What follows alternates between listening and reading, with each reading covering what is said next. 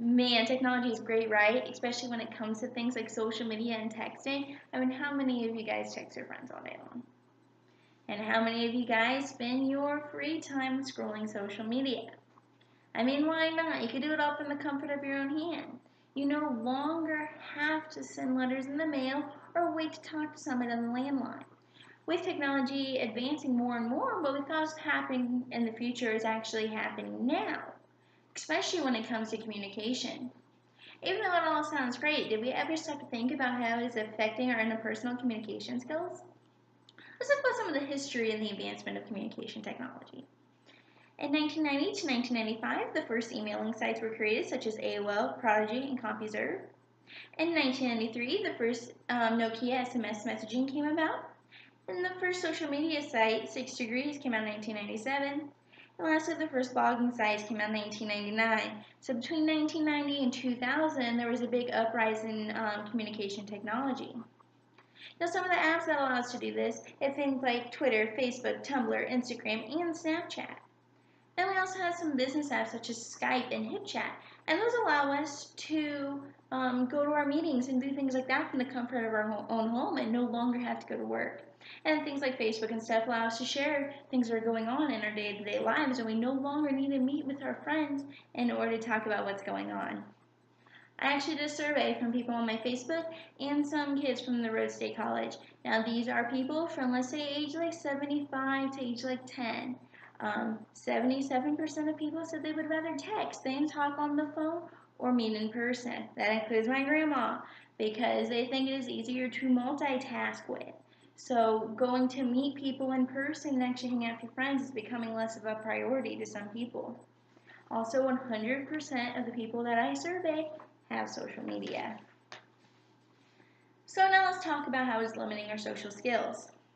It's hard for people to keep their communication skills when they are so used to texting or using social media. People start using things like LOL and OMG to communicate what they are feeling. Let me tell you, there were some kids in high school who actually spoke that way, and it drove me crazy. People are no longer grammatically correct in the way that they speak. It also creates worse eye contact with people. You cannot speak as clearly because you're so used to texting and not speaking loud. You have compulsion to look at your screen, and it shortens your attention span. Let me give you an example. My boyfriend was sitting here the other day, and I was trying to ask him questions about my speech, and he wasn't really responding.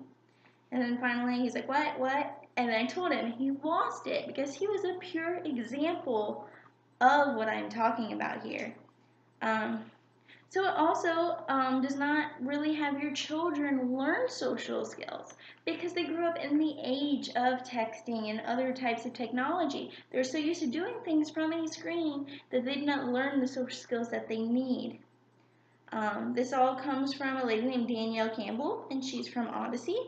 She also talks about how children have the inability to read social cues. So because they're so used to looking at the screen and being on the other side of it, they don't know when people are nervous or not as interested in what they're talking about. They can't really read what other people are thinking as much. Some pros and cons. So we got a couple pros. So some people say that it positively impacts their productivity, efficiency, and availability to their employers. It also helps people with autism. They cannot speak clearly. They got some social issues. They can actually, text into an iPad or whatever they have, and it will talk for them the way they need to. But some cons of this is it actually increases irritability and stress from changes of hormones from looking at your screen. It can cause depression and poor face-to-face interaction. In an article from International Journal of Child Health and Human Development, it says that kids lack motivation for activity due to the overuse of technology. So they would rather be texting on Facebook or on things like Xbox Live rather than going out and playing tag, catch, whatever it is kids like to do now. And this all comes from a source from Maddie French from the Daily Universe. She also talks about there was a study from the FCD to Educational Services where the use of too much technology actually gives some people the same brain chemistry as substance abusers. It can kind of be a little scary to think about how something we think is so harmless, like texting or using social media, whatever it is, just on our phone, can actually have that kind of addictive feeling as things like drugs and other substances. So In conclusion, technology has been advancing very quickly. Even though technology has been changing society positively for the most part, it also has some negative impacts when it comes to interpersonal communication. People no longer have to meet up with their friends or even their colleagues when it comes to communication.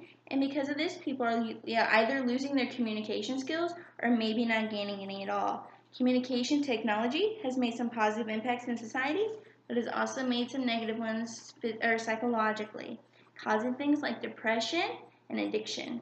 So next time you pick up your phone to text somebody or share something on social media, maybe you should think about how it's actually affecting our interpersonal communication. Maybe instead of texting or doing that, why don't you call your friend and ask to hang out with them, and really you can communicate that way and you can share a lot more.